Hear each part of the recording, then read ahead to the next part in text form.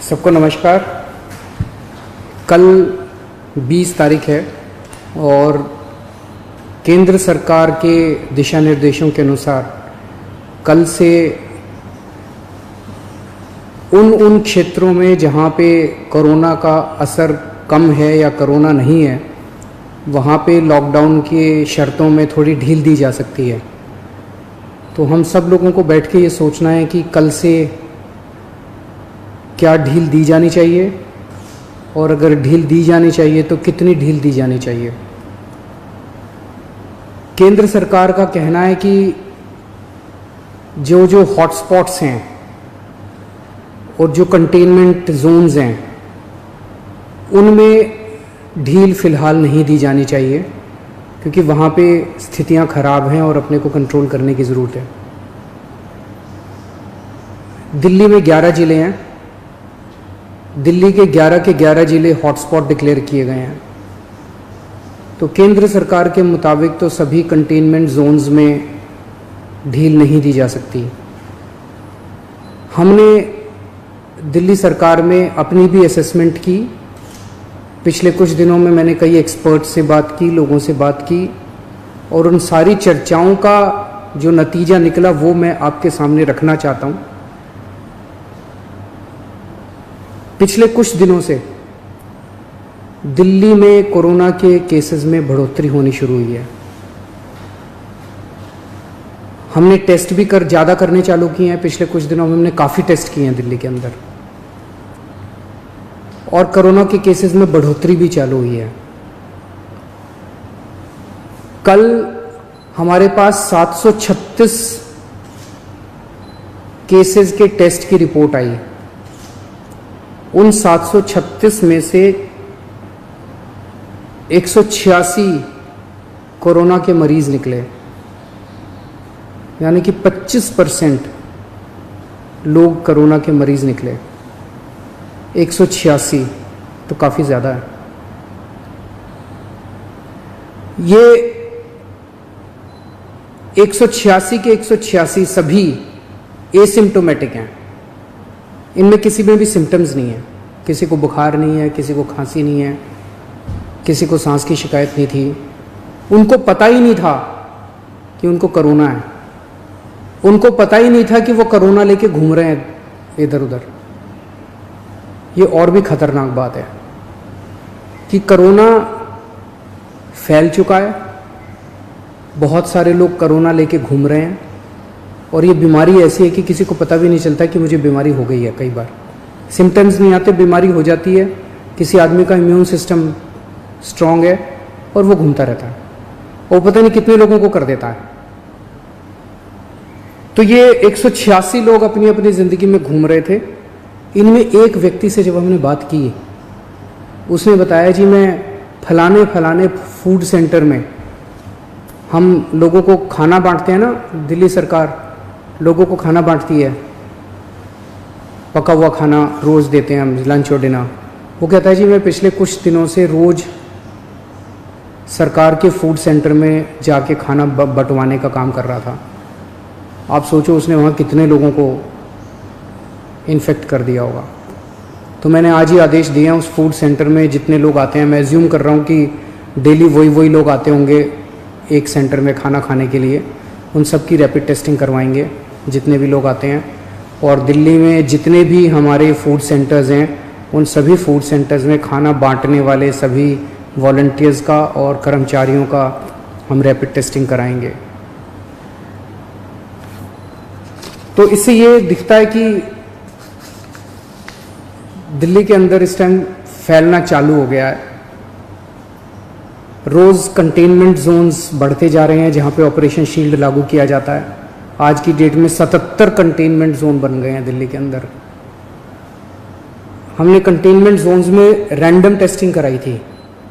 कहीं से 200 का सैंपल लिया, कहीं से 180 का सैंपल लिया, कहीं से, वहाँ पे रैंडम टेस्टिंग कराई थी। वहाँ पे निकल के आया कि कुछ कंटेनमेंट जोन्स जहाँ पे लोगों ने बात मानी, लोगों ने अनुशासन का पालन किया, लोग अपने अपने घरों में रहे, वहाँ पे एक भी नया केस नहीं आया। लेकिन जहाँ लोगों ने बात नहीं मानी और लोग गलियों में निकल आए, हम उस कंटेनमेंट जोन के अंदर किसी को नहीं आने देते, बाहर किसी को नहीं जाने देते, लेकिन अंदर लोग एक दूसरे के घर में जाते रहते हैं। लोग नहीं मानते, काफ़ी उनको मनाने की कोशिश की जाती है, सख्ती करने की कोशिश की जाती है, लेकिन कई जगह लोग नहीं मानते। जैसे मैंने कल आपको जहांगीरपुरी का उदाहरण दिया। जहांगीरपुरी की एक गली, उसके अंदर एक ही परिवार के कई सारे घर थे, चाचे मामे ताया ये सब, उनमें एक ही परिवार के 26 केस पॉजिटिव निकले, क्योंकि वो माने ही नहीं। कंटेनमेंट जोन होने के बावजूद वो एक दूसरे के घरों में जाते रहे। तो जहाँ जहाँ कंटेनमेंट जोन में लोगों ने बात मानी है, वहाँ एक भी नए केस नहीं मिले, और जहाँ लोगों ने बात नहीं मानी, वहाँ पे कुछ कंटेनमेंट जोन्स में कई नए केस निकल के आए हैं। तो एक चीज़ तो यह है कि दिल्ली में कोरोना तेजी से फैल रहा है, पर अभी स्थिति नियंत्रण के बाहर नहीं है, स्थिति नियंत्रण में है। स्थिति चिंताजनक है, पर घबराने की जरूरत नहीं है। अपने को सबको अनुशासन में रह के इसको कंट्रोल करने की जरूरत है। आज दिल्ली में टोटल 1893 केस हैं, मोटा मोटा 1900 मान लो, 1900 केस हैं। 1900 में से 26 आईसीयू में हैं और 6 वेंटिलेटर पे हैं। लगभग 43 लोगों की मौत हो चुकी है। 26 आईसीयू में, 6 वेंटिलेटर पे हैं। आप सोच के देखो कि अगर लॉकडाउन नहीं होता तो क्या होता। दूसरे देशों का जो हाल है, भगवान ना करे अगर ऐसा अपने देश में होता, अगर लॉकडाउन ना होता, मान लो 3000 लोगों को आईसीयू की जरूरत पड़ जाती, मान लो 2-2.5 हजार लोगों को वेंटिलेटर की जरूरत पड़ जाती है, और ज़्यादा लोगों को। इतने तो आईसीयू ही नहीं थे, इतने तो वेंटिलेटर ही नहीं है।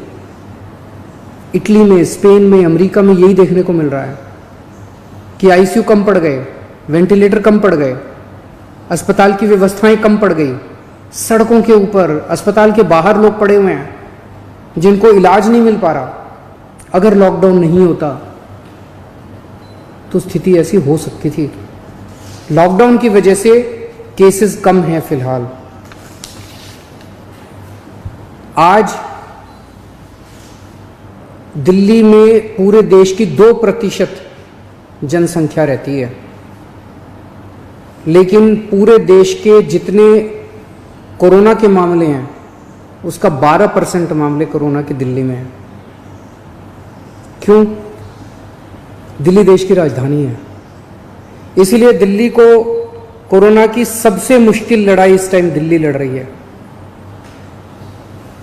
पिछले 2-2.5 महीने के अंदर विदेशों से जितने लोग आए वही लेके आए कोरोना विदेशों से, अपने देश में तो था नहीं। जितने विदेशों से लोग आए, सबसे ज्यादा लोग दिल्ली में आए, क्योंकि दिल्ली देश की राजधानी है, अंतर्राष्ट्रीय एयरपोर्ट और भी कई जगह है, लेकिन सबसे ज़्यादा लोग यहाँ आते हैं। सबसे ज़्यादा लोग यहाँ आए, उनको हमने क्वारंटाइन में रखा, लेकिन उसके पहले नहीं रखा था, बाद में आई गाइडलाइंस। तो सबसे ज़्यादा मार दिल्ली को बर्दाश्त करनी पड़ी। मरकज़ के अंदर जो इंसिडेंट हुआ उसका भी सबसे ज़्यादा मार दिल्ली को बर्दाश्त करनी पड़ी। इसे दिल्ली पे सबसे बड़ी जिम्मेदारी पड़ी। तो आज जब ये निर्णय अपने को लेना है कि कल से कुछ ढिलाई देनी है कि नहीं देनी, मैं भी देना चाहता हूं ढिलाई। इतनी सख्ती बड़ी मुश्किल हो जाती है। कैसे लोगों का गुजारा चलेगा, कैसे लोगों की रोजी रोटी चलेगी, कैसे लोगों का घर चलेगा। लोग बहुत मुश्किल में हैं, बच्चों के स्कूल बंद है। हम भी ढिलाई देना चाहते हैं, लेकिन ढिलाई देना बड़ा आसान है, और ढिलाई दे दी और स्थिति बहुत खराब हो गई, और उसके बाद अगर आईसीयू कम पड़ गए और अस्पताल के बेड कम पड़ गए और वेंटिलेटर कम पड़ गए और ऑक्सीजन कम पड़ गई और पता नहीं कितनी अगर जानें चली गई, तो हम कभी अपने आप को माफ़ नहीं कर पाएंगे। इसीलिए इन सब चीज़ों को ध्यान में रखते हुए हमें लगता है अभी थोड़ा संयम बरतने की ज़रूरत है। हमने निर्णय लिया है अपने दिल्ली वासियों के ज़िंदगी का ख्याल रखते हुए, सबकी सेहत का ख्याल रखते हुए, कि फ़िलहाल लॉकडाउन की शर्तों में कोई ढिलाई नहीं दी जाएगी। 1 हफ्ते के बाद फिर से हम सारे एक्सपर्ट्स के साथ बैठ के, सबके साथ बैठ के इस पे दोबारा इसकी असेसमेंट करेंगे, और अगर ज़रूरत पड़ी तो उसके बाद ढिलाई दे सकते हैं। लेकिन फ़िलहाल दिल्ली में किसी तरह की कोई ढिलाई नहीं दी जा रही है। नमस्कार।